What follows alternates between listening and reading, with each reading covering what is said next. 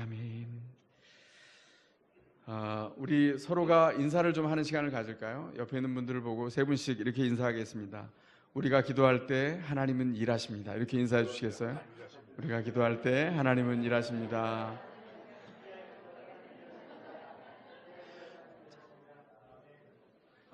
우리가 기도할 때 하나님은 일하신다. 이게 우리 안에 있는 굉장히 중요한 고백입니다. 에스더서 지금 저희가 묵상하고 있는데 이제 여름을 마무리하면서 에스더서를 한번 말씀으로 나눠야 되겠다 이런 생각을 했는데요. 제가 뜻하지 않은 질문들이 있는 걸 발견했어요. 그게 뭐냐면 에스더의 약자가 오늘 주보에도 나와 있지만 왜 더냐? 그래서 더 이러면서 에스더 약자가 왜 더냐 이러는데 성경을 보시면 성경 앞에 구약과 신약 앞에 성경 약어표가 있어요. 거기에 보시면 나중에 보십시오. 그러면 약자로 써 있는 게 있는데 에스더서는 약자가 더예요.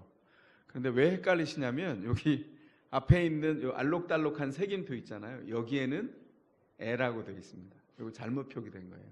이거 출판사마다 통용된 잘못 표기된 거거든요. 그래서 원래 표기대로 하려고 합니다. 그리고 저희가 공동체가 함께 쓰는 본문이 세번역 성경이기 때문에 그 표기에 따라 해서요. 너무 익숙하게 에스더서 이렇게 불렀는데 세번역 성경은 에스더기 이렇게 불러서 그렇게 통일해서 부르도록 하겠습니다. 양지해 주시기 바랍니다. 에스더기는 주전 485년에서부터 465년까지 20년 동안 페르시아를 통치했던 왕, 세계사 속에서는 이름이 다릅니다. 크세르크세스라고 헬라어로 표기되는 왕. 누군가는 그렇게 얘기했더니 와 이러더라고요. 그 사람이 이 사람이에요 이렇게 말하는데 그 왕 아하수에로 왕이 통치했던 그 시대에 일어난 사건과 이야기를 지금 다루고 있습니다. 그런데 이 이야기는 고대에 일어났던 이야기지만 21세기를 사는 우리에게도 너무나 중요한 시사성이 있는 이야기입니다. 모르드게와 에스더가 포로로 잡혀가서 당대의 제국의 통치를 받습니다. 이스라엘이 언제 망했죠? 시드기야 때 망했어요. 유다가 완전히 망합니다. 그런데 포로로 잡혀간 시기는 여러 번이 이전에 있었어요. 여호야김 왕 때 포로로 귀족들과 왕족 일부를 잡아가죠. 그때 잡혀간 사람이 다니엘입니다. 다니엘과 세 친구들이 그때 잡혀갔고요. 그리고 여호야긴 왕 때 또 포로로 잡혀가요. 그때 잡혀간 사람들이 모르드게와 에스더 같은 사람들입니다. 그리고 나서 시드기야 때 완전히 망하죠. 제국이 이제 제국으로 끌려가면 하나님의 통치가 거기서 사라져버린 것 같은 그런 경험을 하게 됩니다. 제국의 특징은 명령으로만 소통하죠. 그리고 왕은 초법적인 존재예요. 왕이 말하면 그것은 곧 법이 제정될 만큼 강력한 권한을 가지고 있습니다. 여러분이 어렸을 때 읽어봤거나 들어봤던 작가가 있어요. 생텍쥐베리라고. 이름도 참 희한하죠. 불란서 사람이라는데 생텍쥐베리가 쓴 어린 왕자라고 하는 책에 보면 어린 왕자가 지구로 오기 전에 6개의 별을 지나서 옵니다. 그런데 방문했던 첫 번째 별에서 왕을 만나죠. 왕은 무슨 말이든 위에서 아래로 명령합니다. 위에서 아래로 얘기하는데 그 형식이 명령이라는 거예요. 그래서 심지어 어린 왕자에게 이 별에 머물러 달라 부탁할 때도 이 별에 머물라 이렇게 명령의 형식을 가지고 사람들과 소통을 해요. 그런데 어린 왕자가 그 별에 도착해서 왕과 대화하다 보니까 그 왕은 착하고 지당한 사람이에요. 제가 그냥 있는 표현 그대로 씁니다. 착하고 지당한 사람이어서 그 사람이 괜찮은 사람인 걸 알아봅니다. 근데 그 사이에 왕이 질문하죠. 어린 왕자에게. 내가 명령을 하는데도 듣지 않는 시민들이 있으면 그것은 누구의 문제입니까? 이랬더니 어린 왕자가 대답해요. 그것은 왕의 잘못입니다.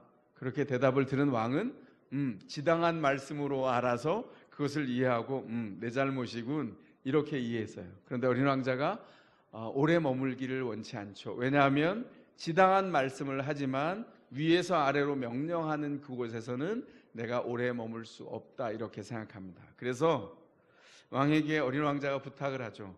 왕이시여 저에게 명령해 주십시오. 1분 안에 이 별을 떠나라고. 그래서 왕은 어린 왕자하고 더 대화하고 싶은데도 불구하고 그 요청이 지당한 줄을 알아서 1분 안에 떠나라 이렇게 명령하고 어린 왕자가 그 별을 떠납니다. 생텍쥐베리가 요 우화에서 그려내려고 했던 게 뭘까요? 바로 제국의 모습입니다. 제국은 이런 모습을 가지고 있다는 것이죠. 제국은 고대에 끝나지 않았어요. 제국은 현대에도 이어져 계속됩니다. 문화사와 역사를 바라보고 사회학을 공부하고 있는 학자들이 뭐라고 말하냐면 제국은 고대에서부터 인간이 존재하는 한 계속됐다는 거예요. 지금 가장 현대에 있는 제국은 어딜까요? 친화 제국입니다. 중국이 제국으로 발돋움하고 있어요. 근데 지금까지 패권을 잡고 있는 제국은 어디죠? 미국이라고 말합니다. 90년대 말에 클린턴 정부에서 노동부 장관을 했던 사회학자이자 역사학자가 있어요.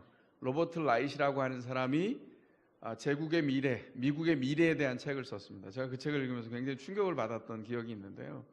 그 책에 뭐라고 돼 있냐면 역사가 계속되는 동안에 제국은 계속 있어 왔으나 역사 속에서 가장 빨리 망하는 제국이 등장할 것 같다. 그것은 바로 내 조국 미국이다. 이렇게 써놨어요. 근데 거기 논거와 증거들이 있습니다. 그게 다른 게 아니라 미국을 구성했던 기본적인 윤리들, 기본적인 덕목들, 그런 것들이 무너지기 시작했다는 거예요. 지금은 어떨까요? 패권이 여전히 있지만 로버트 라이시 교수가 지적했던 그 내용은 지금도 계속되고 있습니다. 그리고 미국은 겉모양은 화려하지만 굉장히 힘이 약화된 제국인 것은 분명해요. 어쨌든 간에 역사가 계속되는 동안에 제국은 계속돼 갈 겁니다. 이 페르시아 제국은 어땠죠? 오로지 한 통치자만 있는 것 같아요. 왕위에 오른 지 3년 만에 이 아하수에로가 행한 게 뭡니까? 그가 다스리는 에티오피아에서부터 인도에 이르는 127개 지방으로 나누어 놓는 행정구역에 있는 모든 대표들을 초청합니다. 다 초청해서 매일매일 6개월 동안 잔치를 벌여도 경제가 바닥나지 않는 넉넉한 제국, 그게 아하수에로가 구축한 제국이었어요. 그는 그걸 증명하고 싶어 했던 거죠. 그래서 모든 사람을 불러서 6개월 동안 매일매일 잔치하는 제국을 상상해 보신 적이 있어요? 그리고 페르시아는 역사 속에서 유명합니다. 왜냐하면 유럽이나 아시아에 전파된 그 요리의 연원 중에 근원 중에 출발한 요리들이 페르시아 제국에서 출발한 게 많이 있습니다. 생각보다. 지금은 요리 특강 시간이 아니니까 그건 얘기할 수는 없지만, 그리고 나중에 고대 페르시아가 망하고 기원 후에 사산조 페르시아라고 하는 페르시아 제국이 그 땅에서 또 흥왕했을 때, 그때는 아예 더 많은 음식의 종류들이 흥왕해서 역사 안에 여기저기에 흔적이 남아있는 화려한 곳이었어요. 이곳에서 6개월 동안 잔치를 하고 함께 자기 세력을 과시해도 무너지지 않는 든든한 경제가 바탕이 된 제국, 그 제국을 통치하는 통치자가 바로 아하수에로 왕이라는 것이죠. 아하수에로는 위력이 대단했습니다. 그가 통치하는 당대에 그 존재 자체가 우주였고 법이었고 제국 그 자체였어요. 그가 명령하면 세상이 새로 창조되는 듯 했습니다. 여러분들은 이런 경험 하신 적 있으세요? 저는 있습니다. 제가 태어나면서부터 대한민국의 대통령은 한 분밖에 없었어요. 저는 그냥 그분이 영원히 대통령이 되실 줄 알았어요. 그렇게 됐을 만큼 어렸을 때부터 한 대통령에 의해서 18년 통치를 계속 받았죠.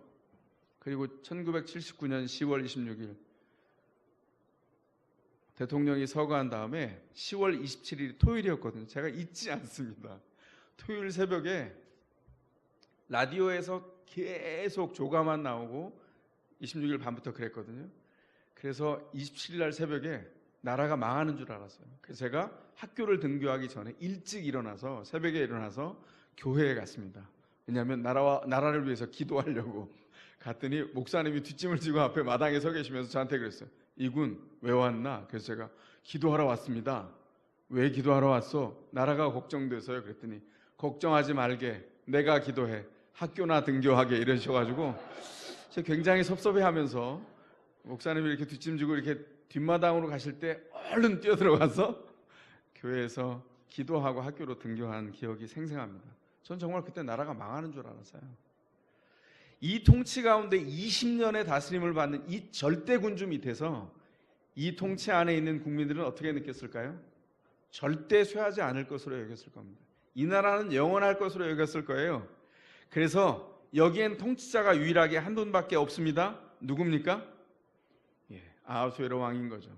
그래서 놀라운 것은 에스더기의 특징이 있어요. 에스더기 전체를 통해서 보면 하나님의 이름이 등장하지 않습니다. 놀랍죠? 어디에도 하나님의 이름이 등장하지 않아요.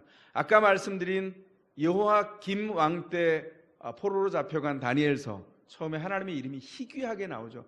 하나님의 이름이 처음에 나오질 않아요. 그리고 이름이 바뀌어집니다. 다니엘이 벨드사살 뭐 이렇게 바뀌어지죠. 그렇죠? 미사엘 이렇게 불렸던 이름이 사드락 이렇게 바뀌어요. 이름이 왜 그렇게 바뀌었을까요? 통치가 바뀌었다는 거예요. 고대에는 이름이 곧 통치를 의미했어요. 히브리 이름이라는 것은 여호와 하나님의 통치가 있다는 뜻인데, 벨드사살로 바뀌었다는 것은 그 땅을 다스리는 마르둑이라고 하는 신이 통치한다, 여호와는 죽었다, 이렇게 상정하는 겁니다. 그래서 어떻게 됐습니까?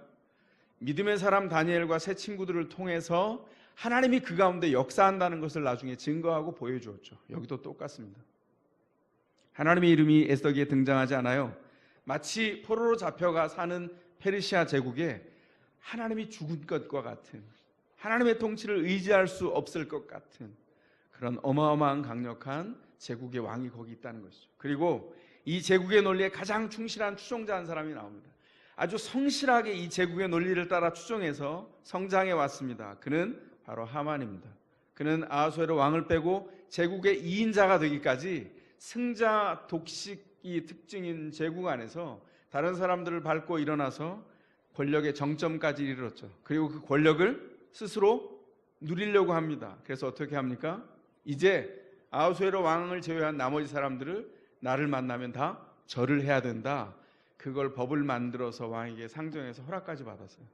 그래서 지나는 모든 곳에서 모든 사람이 절을 하게 합니다. 그리고 으쓱으쓱 만족하면서 다니죠. 그런데 유일하게 절을 하지 않는 한 사람이 발견됐어요. 누굴까요? 모르드게입니다. 모르드게는 왜 절을 하지 않았을까요? 유대인들의 신앙은 여호와 하나님 외에 절하는 것은 우상 숭배이기 때문에 절하지 않았습니다. 그래서 어떻게 했다고요? 절하지 않고 하나님께서 허락하신 것들을 통하여서 은혜를 베풀기를 사모했는데, 모르드게의 예상은 완전히 빗나갔어요. 어떻게 됐죠? 하만은 생각을 완전히 다르게 했습니다. 저것이 인사를 안 해? 내가 어떻게 여기까지 올라왔는데, 내가 다른 사람들에게 절하면서 얼마나 제국의 논리에 충실하게 내가 따라왔는데, 내가 지금 2인자가 됐는데 나한테 절을 안 하는 인간이 있어? 그리고는 분노를 모르드게에게 쏟아놓죠. 그리고 거기서 끝나지 않고 모르드게를 죽이려고 하고, 모르드게가 속해 있는 민족 유대인들을 다 인종 청소를 하기로 작정을 하고 결심을 해요. 아주 무서운 일입니다. 이 일이 벌어진 다음에 이제 사건이 시작됩니다. 에스더기에 나오는 사건의 위기가 바로 여기서부터 정점으로 시작이 되죠. 이건 모르드게와 에스더의 위기일 뿐만 아니라 제국과 그에 준하는 지금 현대 21세기를 사는 모든 그리스도인에게 직면되어 있는 위기이고 비상 상황입니다. 우리에게 오늘 어떤 절대 권력자가 나타나서 하나님은 죽었다, 그러니 나한테 복종하고 절해, 이렇게 말할 사람은 아무도 없습니다. 그런데 교묘하게 다가오죠. 우리를 유혹합니다. 하나님 대신, 그것도 괄호에 넣어서, 나를 섬기면 성공할 거야, 이렇게 따라오면 성공하는 비법이 있습니다. 그리고 인생 뭐 있습니까? 줄 잘 서야 됩니다. 사는 건 이런 겁니다. 내 말 들으면 3개월 안에 대박 납니다. 3년 안에 여길 짚으십시오. 이 줄을 서십시오. 그럼 정상에 우뚝 섭니다. 뭐 이런 종류의 유혹들이 계속된다는 거예요. 거짓 지혜자들이, 그 유혹하는 지혜자들이 세상 도처에 널렸습니다. 우리를 노리고 있죠. 우리의 귀가 솔깃해집니다. 제국 안에서 누군가를 밟는 지름길이 있다면 누구든 그 길을 가고 싶어 하죠. 그러나 그런 길은 신자에게 허락된 길이 아닌 거죠. 왕의 말을 듣지 않으면 이 제국 안에서 어떤 일이 벌어지냐면 왕후라도 그날로 즉시 폐위가 되는 이런 세상이에요. 와스티 왕후가 어떻게 됐죠? 왕 앞에 나아가도록 왕이 명령했는데 듣지 않아서 폐위가 됐습니다. 와스티 왕후는 성경에 침묵되어 있지만 이런 생각을 했던 것 같아요. 나는 당신의 인형이 아니에요. 명령하면 따라가는 건 무슨 가정이 이렇습니까? 나는 당신의 아내입니다. 아내로서 존재 인정을 받고 싶어요. 명령하지 말고 나를 아내로 인정해 주세요. 이런 소원들이 그 안에 있지 않았을까요? 침묵해서 짐작해 보는 것인데 그랬을 것 같아요.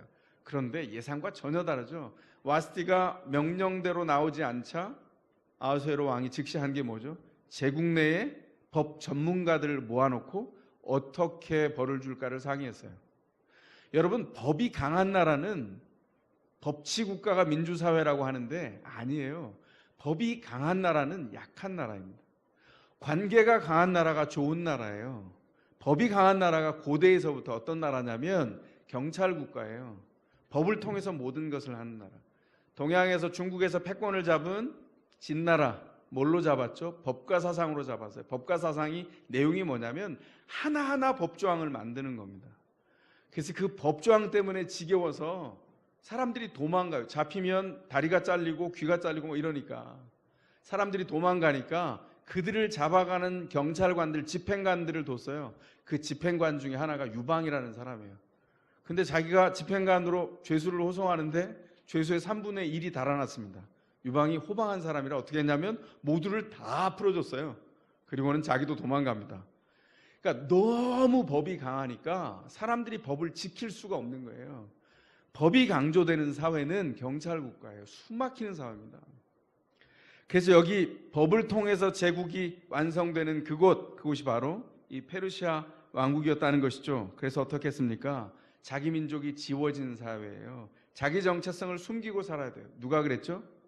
모르드게는 절을 안 했기 때문에 유대인이라고 드러났지만 그 전까지는 유대인인 것을 다 숨기고 살았어요.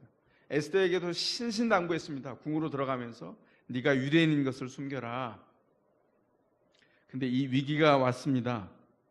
오래전에 모르드게가 아버지를 잃은 자기의 사촌을 에스더를 양녀로 입양하죠. 고대 그런 제도가 있었어요. 나이 차이가 제법 났던 것 같습니다. 그리고 그 딸을 믿음의 딸로 양육하는 과정을 그 가운데 보냈던 것 같아요. 성경 본문의 흐름을 보면 모르드게는 정확한 사람이에요.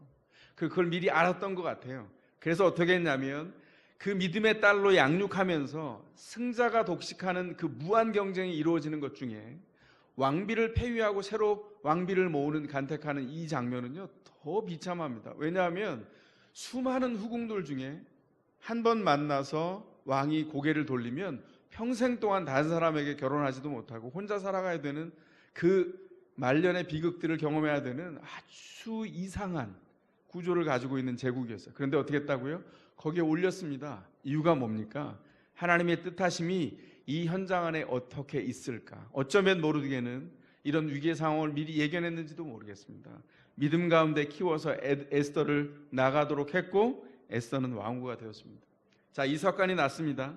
이제 모르드게는 보내온 신하를 통해서 사건이 어떠한지를 다 전말을 세세하게 다 이야기를 해서 왕후인 에스더에게 전달하게 하죠. 그런데 본문에 나타난 모르드게와 에스더 부녀의 대화를 보면 처음에는 참 어렵습니다. 그런데 이 대화가 유대인 민족의 운명을 결정하죠. 처음에는 어떻게 사실은 질문하고 대화합니까? 이 질문과 대화 안에서 비상 상황을 만나는 신자가 어떻게 하나님의 은혜를 구하고 하나님은 그 은혜를 통해서 우리 가운데 어떻게 역사하는지를 우리가 살펴봐야 할 것입니다. 첫 번째로 하나님의 은혜는 먼저 진짜 현실을 직면하게 합니다. 그냥 두리뭉실한 현실이 아니라 진짜 현실을 직면하게 하죠. 지금 에스더는 페르시아 제국의 왕으로서 8년 동안 왕후의 자리에 있어요.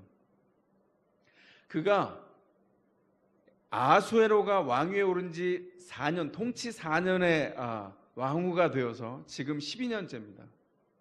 그 안에 왕으로서 활동하고 있어요. 이제는 익숙해졌습니다.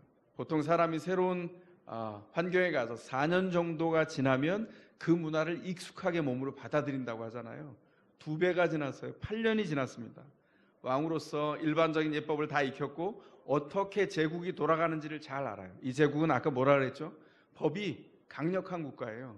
근데 그 초법적인 왕이 있고 왕이 제정한 법이 그 안에 있어요.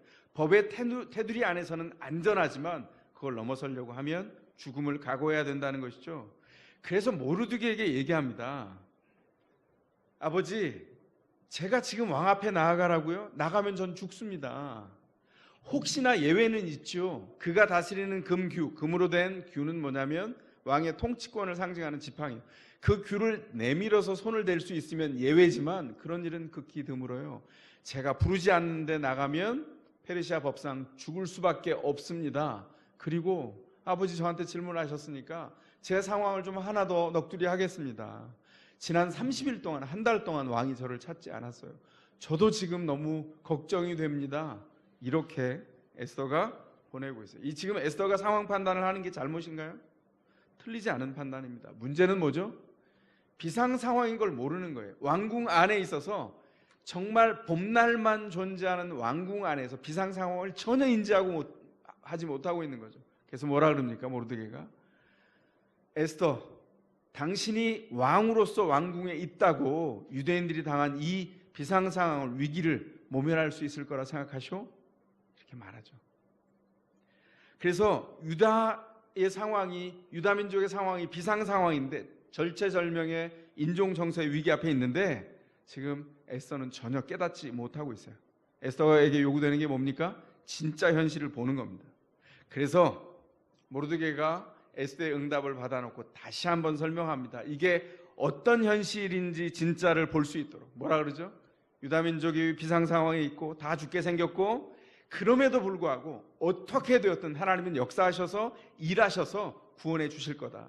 그러나 이 일을 역사하는 동안에 당신이 여기에 참여하지 않으면 당신과 당신의 집안이 망할 거다. 근데 놀라운 것은 그 당신과 당신의 집안은 곧 모르드게의 집안이에요. 14절에서 그렇게 얘기하죠. 근데 기가 막힌 건 이 절체절명의 상황을 묘사하고 있는데도 하나님의 이름이 등장하지 않아요. 마치 지상에 하나님의 통치가 없는 것처럼 괄호 안에 꽉 묶여 있습니다.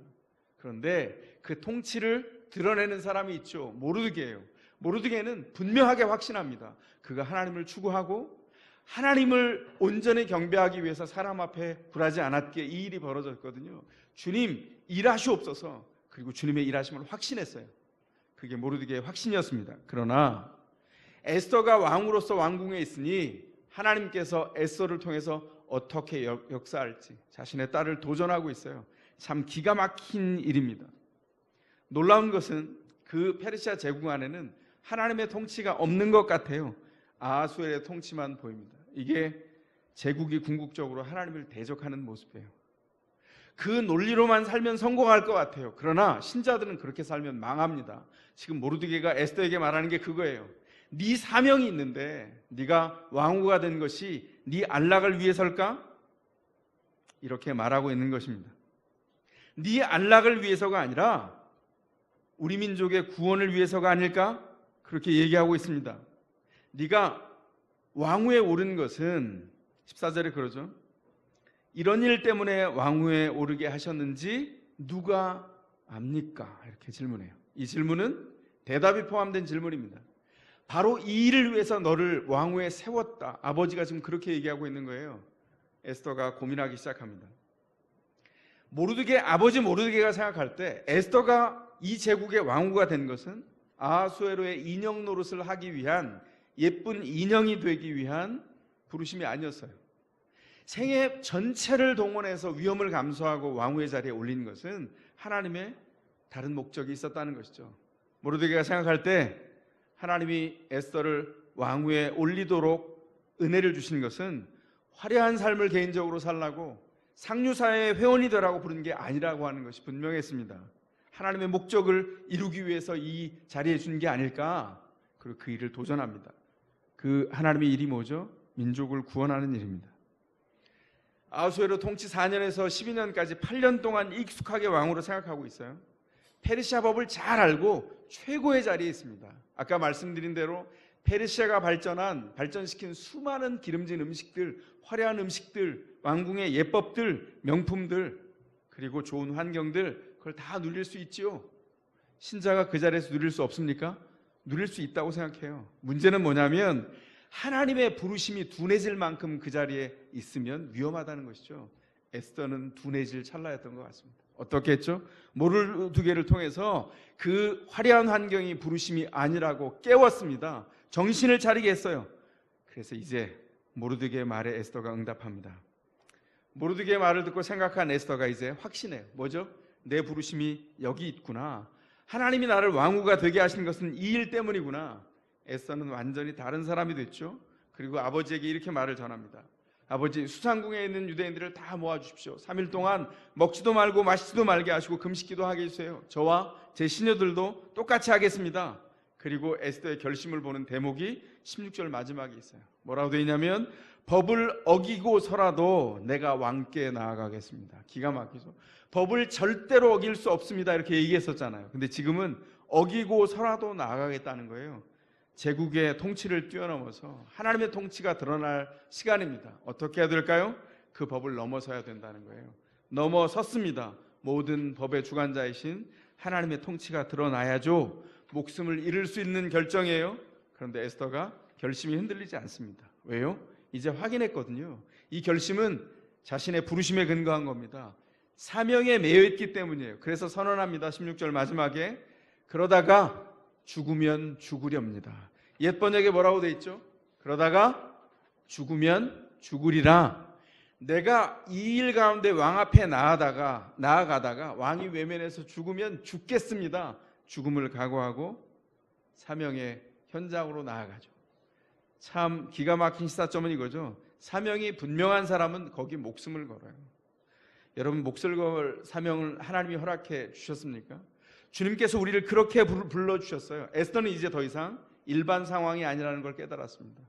지금 유대는 비상 상황이고 위기입니다. 어떻게 해야 될까요? 위기 가운데 하나님의 부르심 가운데 응답하는 일만 남았어요. 사랑하는 성도 여러분, 우리 가운데 여러 비상 상황이 있습니다. 그 중에 더세물 교회가 세워진 공통의 비상 상황이 있어요. 뭘까요? 다음 세대가 위기입니다. 지난 30년 한 세대가 교회 방향을 잘못 정했어요. 성도들의 허물도 있지만 대부분 목회자들의 잘못입니다. 중요한 것은 그걸 탓하거나 거기에 머물러 있으면 안 돼요. 뭘 해야 되죠? 다음 세대가 교회가 이러다가 30년 후에 발견하기 희귀할 만큼 믿음을 찾기 어려운 비상 상황에 접하게 됐다는 것이죠. 지금 교회에서 아이들을 어떻게 양육하고 있습니까? 대한민국 전강토에 평균적으로 4분의 3의 교회에서 주일학교가 사라져버렸어요. 주일학교가 없습니다. 그나마 있는 주일학교에서는 뭘 하죠? 일주일 168시간 동안 겨우 1시간 나와서 주일학교에 들어가는데 떡볶이 사역을 해요. 말씀을 안 가르칩니다. 이거 회복해야 돼요. 말씀을 가르쳐야 됩니다. 그걸로 될까요? 아닙니다. 우리가 왜 언약 가정들을 강조하고 언약 가족을 통해서 다음 세대를 가르쳐야 한다고 합니까? 왜 이걸 이렇게 만들까요? 애써서. 왜냐하면 자녀들에게 믿음을 심어야 하기 때문에요. 어떻게 해요? 일상적인 공기로 숨을 마시는 것처럼 자연스럽게 대화하면서 연결되도록 시간을 가져야 돼요. 우리에게 중요한 직장 안에 상황이 있죠. 그것만큼이나 중요한 게 있어요. 자녀를 키우는 순간순간입니다. 아이들은요, 말을 통해서 키워지지 않아요. 순간순간의 일상을 통해서 믿음의 유산들이 전달됩니다. 한순간이 중요해요. 지나가는 한순간. 식탁에서의 그 한순간. 중학생이 됐는데 전혀 다른 얼굴을 하고 나타나죠. 이분은 제가 알았던 자매님이나 형제님이 아니셔요. 부모님이 볼 때. 얘가 갑자기 자, 밥 먹자. 안 먹어. 이렇게 말하고 그분이 벌떡 일어나가지고 방으로 들어가면서 방 문을 쾅 닫습니다. 그러면 우리 이전 세대 배워서 어떻죠? 화가 확 올라오죠. 저놈 시기를, 저 왼수 같은 놈을, 이렇게 생각이 들죠. 그때는요, 그 꽝 닫는 그 힘이 들어간 손에 어떤 성분이 들어있나 확인해야 돼요. 참 부모는 어렵습니다. 아이들을 가장 쉽게 다루는 건요, 윽박지르고 아이들을 꺼내서 잘못했지 수정해 이렇게 말하는 거예요. 근데 청소년기가 들면 그것도 어렵죠. 뭘 해야 되죠? 그 안에 어떤 성분인지를 알아서 아이의 마음의 뒷공간을 읽어내야 돼요. 그 무수히 읽어내야 한 번 제대로 읽어낼 수 있어요. 근데 그 시간을 보내야 된다고요. 우리에게 비상 상황입니다. 부모가 자녀에게 시간을 내질 않아요. 아니요, 시간을 내야 합니다. 왜냐하면 부모가 기르지 않으면 아이가 크지 않기 때문이에요. 교회에서 언약의 가정들이 연합해서 연결됩니다. 왜 연결할까요? 그 자녀들을 함께 키워가기 위한 것이죠. 제가 아직 섬기고 있는 샘물중고등학교 미인가 기독학교입니다. 더샘물학교도 그럴 겁니다. 샘물중고등학교가 10년째입니다. 이제 새로운 10년을 바라보면서 올해 이 10년째의 마지막을 보고 있는데요. 하나님이 10년 동안 기가 막힌 은혜를 부으셨어요. 아무것도 없었는데 더샘물학교 시작하는 것보다도 훨씬 더 열악했어요. 건물도 아무것도 없었고요. 교회 일부를 떼서 빌려서 정말 아이들 그때 제가 수업을 했었거든요. 이렇게 수업해도 되나 싶을 만큼 정말 1, 2기들 고생 엄청 했습니다. 옆에서 식당에서 짬 냄새가 나는데 그거를 교실도 없어서 이렇게 파티션을 막아가지고, 그것도 이렇게 보면 다 보여요. 그냥 나무 판자로 막아서.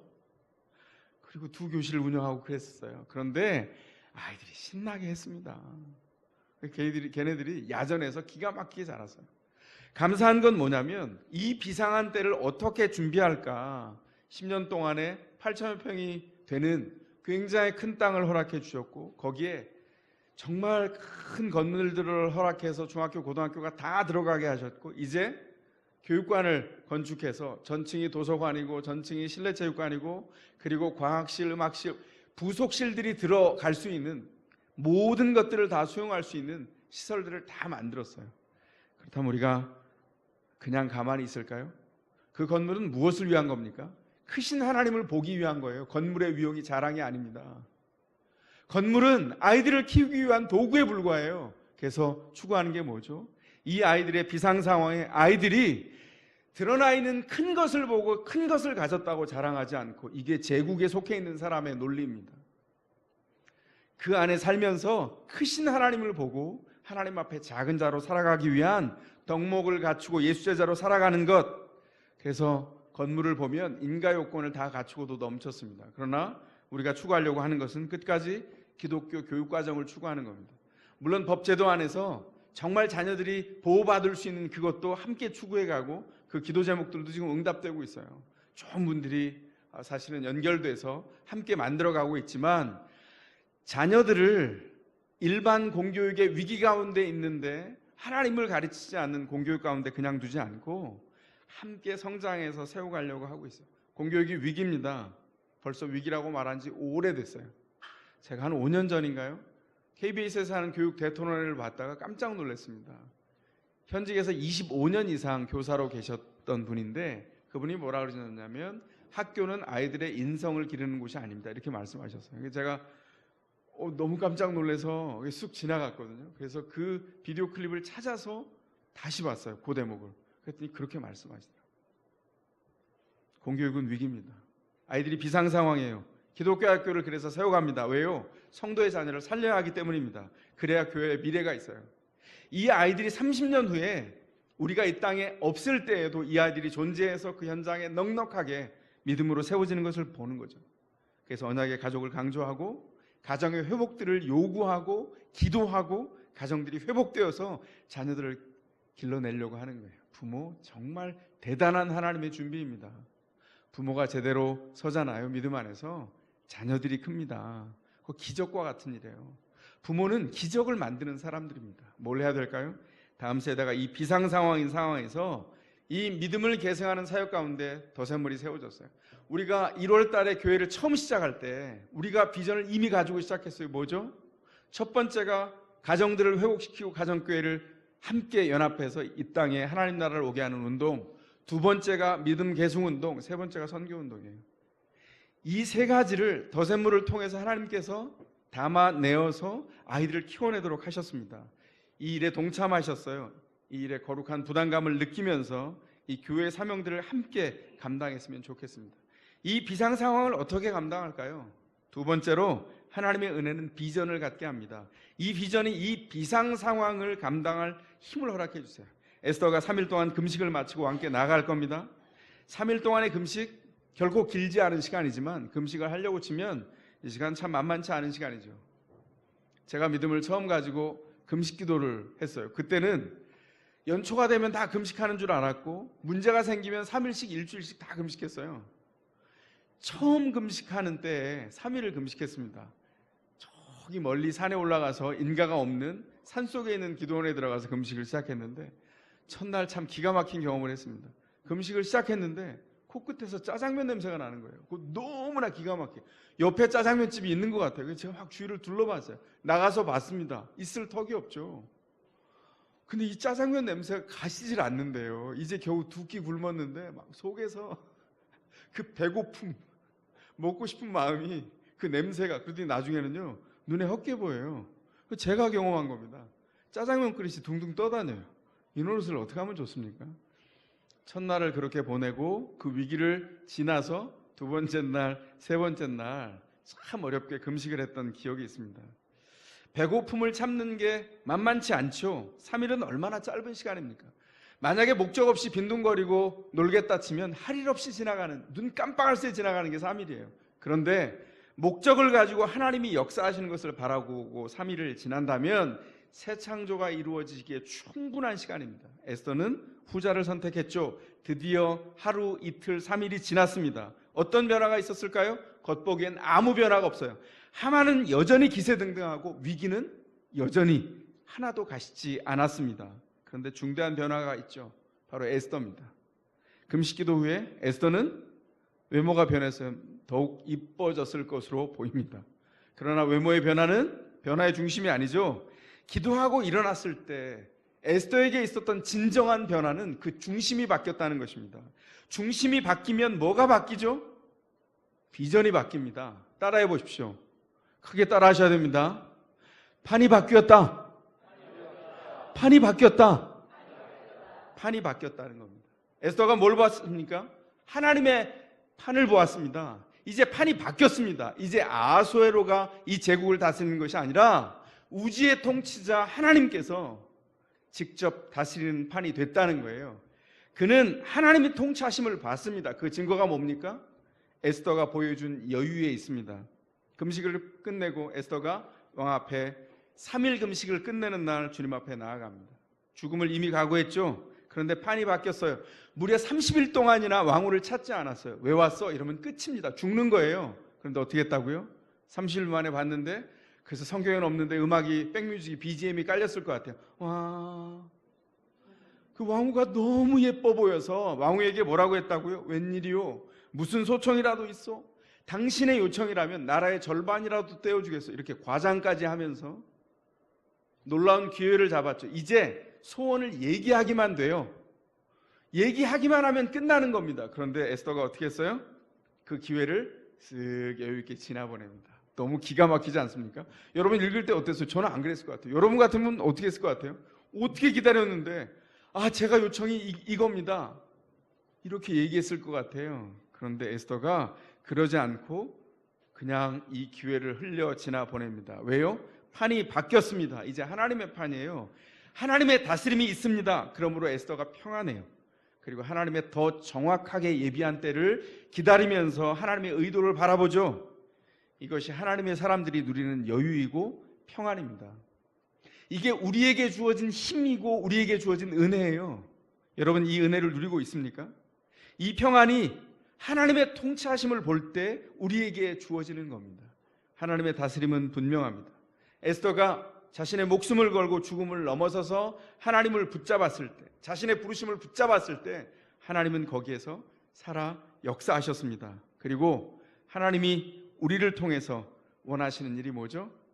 바로 그 은혜를 보는 거예요. 비전을 가지는 겁니다. 여러분은 여러분의 삶의 현장에서 무엇을 보십니까?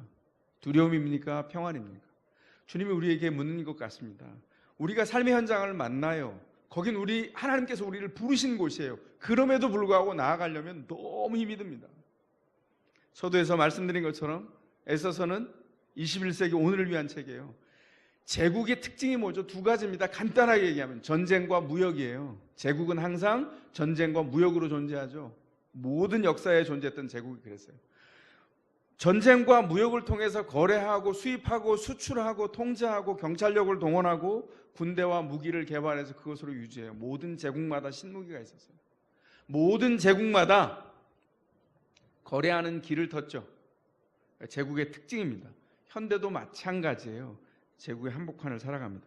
제국과 그에 준하는 사회를 살아가고 있는 신자들은 그래서 늘 비상상황 한가운데 있습니다. 개인적인 비상상황에 노출되어 있고 국가적이고 그 신자로서 교회적인 차원에서의 비상상황도 늘 있습니다. 여러분은 개인적으로는 어떤 제국에 사십니까? 여러분은 신자로서 직면하고 있는 비상상황이 어떤 겁니까? 여러분의 상황에 누가 다스리고 계세요? 직장 상사입니까? 너무 두렵습니까? 그 상사가 두려움으로 보일 때 기억하시기 바랍니다. 보이지 않는 하나님이 여러분의 직장을 다스립니다. 그 직장으로 하나님이 우리를 불러서 파송했기 때문에 어떻게 될까요? 직장에 가기 전에 우리가 약을 복용해야죠. 신약이 개발됐잖아요. 그 약이 이름이 뭐죠? 골사미삼. 우리가 묵상했었잖아요. 골로새서 3장 23절 골323 그 약이 뭐였죠? 무엇을 하든지 사람에게 하듯 하지 말고 주께 하듯 하라. 무엇을 하든지 사람에게 하지 말고 주께 하듯 하라. 주님을 대하듯이 성실함으로 대하라는 거예요. 왜 그렇게 말씀하셨습니까? 그렇게 대하고 하나님을 의지하고 나아갈 때 우리가 기도할 때 하나님이 일하시기 때문입니다. 그렇게 기도하는 사람은 하나님이 일하시면 그 흘러가는 장면들을 보고 뭐라고 고백하냐면 하나님이 다 하셨습니다 이렇게 고백합니다. 사람들이 그러죠. 아이고 다 하셨잖아요. 근데 그분은 진실로 거부해요. 아니요, 제가 한 게 아니라 하나님이 다 하셨습니다.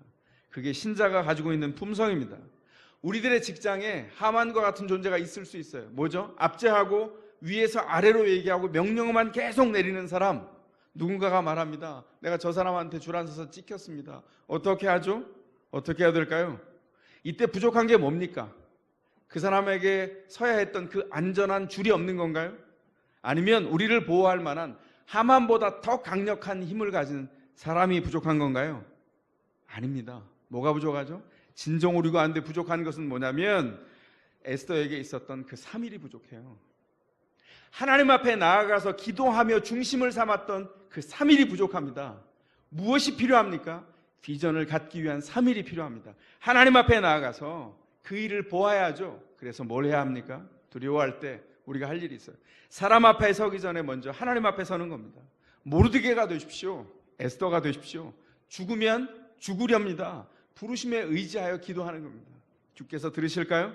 예, 분명히 들으십니다. 하나님께서 기도하며 하나님의 편이 되는 사람에게 하나님이 일하시는 현장을 보여주시고 현장을 따라 살아갈 수 있도록 우리의 발걸음을 인도해 가세요. 그런데 하나님께 의뢰하지 않고 가까이 가지 않고 기도하지 않는 존재, 정말 믿는데도 기도하지 않는 사람들은 불쌍합니다. 왜 그렇죠? 눈먼 채로 두려움에 와들와들 떨며 그 현장을 직면하게 되거든요. 믿음이 있다는 건 도대체 무엇입니까? 하나님 앞에 의뢰할 수 있는 특권이 주어졌다는 거예요. 기도는요, 참 보이지 않는 노동입니다. 기도는 노동이에요. 근데 그 노동을 해야 돼요. 근데 그게 물리적인 노동이라고 자랑하면 하나님 앞에 상달되는 기도가 아니라 사람에게 자랑하는 기도가 되기 때문에 그건 우리가 경계해야 되지만 이건 정말 지난한 노동입니다. 그 노동을 통해서 하나님이 역사가 보여주고 하나님은 우리 가운데 일하십니다. 오늘 에스더서의 메시지는 분명합니다. 보이지 않는 하나님, 그분은 우리 현장에서 보이듯 일합니다. 판이 바뀌었습니다. 사랑하는 성도 여러분, 판이 바뀌기까지 우리가 해야 될 일이 뭐라고요? 이미 바꾸어 놓으신 예수 그리스도 안에 들어가 기도하는 겁니다. 주님을 기초하여 기도하고 하나님께서 우리 가운데 이루신 일을 살펴보면서 우리가 가졌던 경험을 내려놓는 겁니다. 경험은 소중합니다. 그러나 하나님의 은혜보다 앞설 수 없어요. 우리가 안전하게 여기는 것을 내려놓는 겁니다. 그리고 하나님을 의지하는 겁니다. 어떤 일이 벌어지죠? 하나님이 과연 살아서 나를 인도하시고 역사하는 것을 발견하게 되죠. 사람이 실패한 궁극적인 실패를 그리스도가 회복하셨어요. 구원 안에서 우리와 함께 하시고 우리의 길을 인도해 가십니다. 우리를 회복하여 세워주시는 거죠. 은혜 안에 서 있으면 넘어졌다고 생각하십니까? 일어나도록 툭툭 털고 일어설 수 있는 힘도 그리스도의 은혜를 통해서 주어집니다. 그 은혜를 누릴 수 있기를, 그래서 그 은혜 안에서 일어서서 걸으시기를 주님의 이름으로 축원합니다. 그 마음을 담아서 약속을 가슴에 의지한 채 가능하신 분들은 그 자리에서 일어나시겠습니다.